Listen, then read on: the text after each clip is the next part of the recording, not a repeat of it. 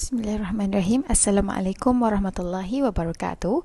To my beloved lecturer Dr Yousuf Ali and to all my friends, InshaAllah, today I'm going to share about one of the topic that I learned during the religious ethic and law classes. The title is Human Nature and the Purpose of Life in Buddhism. So let me start saying a word about my own background. My name is Nura Zaidah Razi. My metric number is 1192774 and I'm from Pulau Pinang. Today, I'm going to share about human nature and the purpose of life in Buddhism. Human nature and the purpose of life in Buddhism. Buddhist communities have always been instructed with an emphasis on human diversity.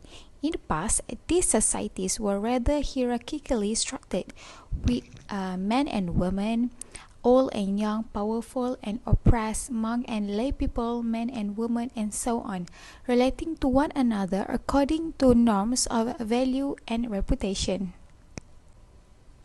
Buddhists have different ideas about a person because the conventional idea is unable to see the big picture or the reality of things, such as the parable of blind man and the elephant.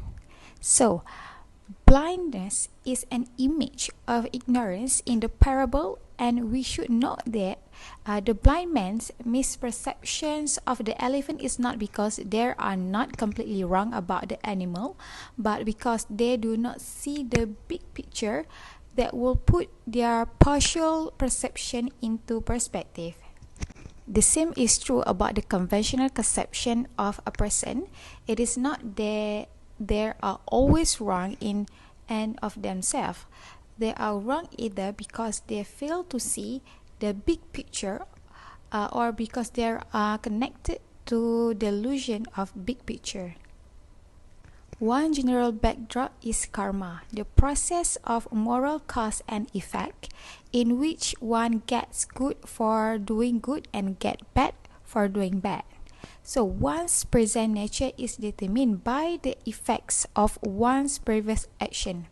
So to quote Nagarjuna again, due to murder, one is born with a short life span. Due to violence, one encounters much torment. Due to stealing, one becomes impoverished. Due to adultery, one has enemies. By telling lies, one becomes reviled.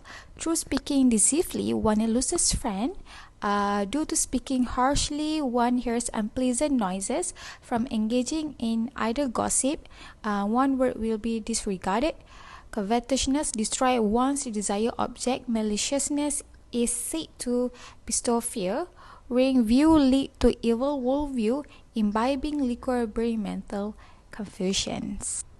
So what goes along with this conception of a person is a profound sense of the impermanence and mutability of persons, and as Daisaku Ikeda says, in Buddhism, it is thought that one mind fluctuates 840 million times a day.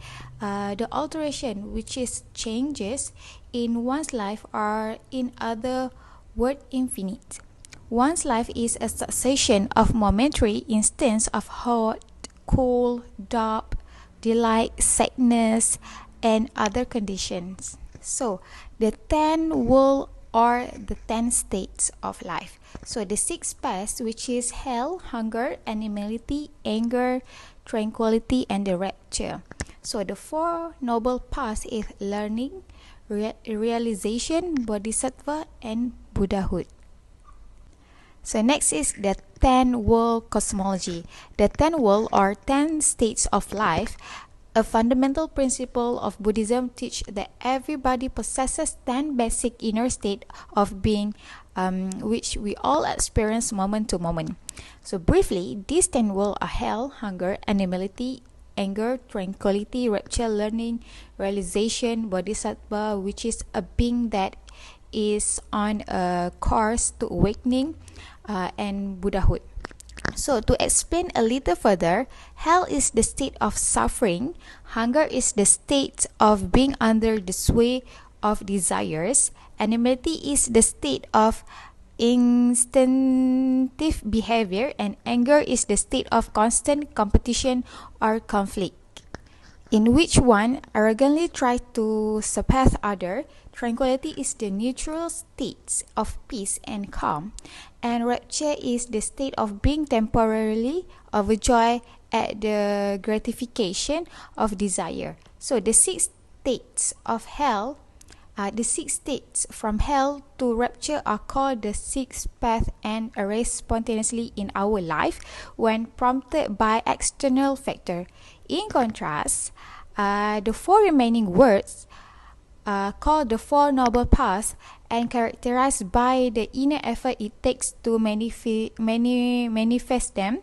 So the six paths are also considered to be real states of rebirth: hell, hungry, ghost, animal, titan, human, and God.